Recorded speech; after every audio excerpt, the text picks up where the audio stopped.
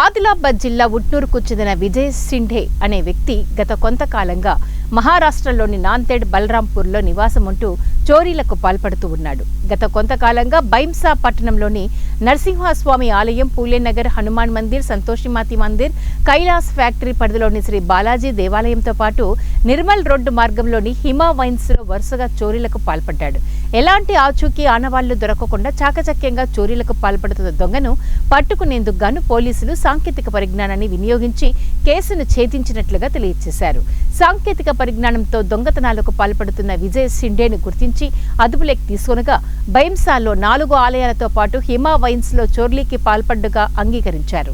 దీంతో పోలీసులు అతనిని విచారించగా ఆలయాల్లో చోరీ చేసిన వెండి, బంగారు ఆభరణాలను విక్రయించేందుకు గాను ఆయన భార్య పూజా సిండే మహారాష్ట్రకు చెందిన వెండి వ్యాపారి పాండురంగ రామారావుకు సహకరించినట్లుగా వెల్లడించారు.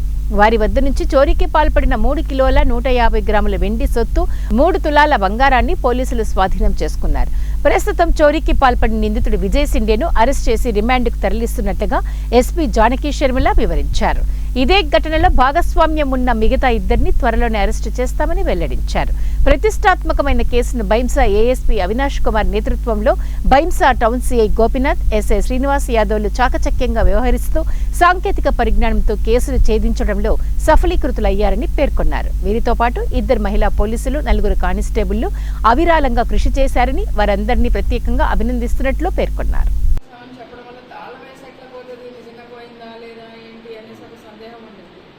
దానివల్ల కొంచెం డిలే అయింది.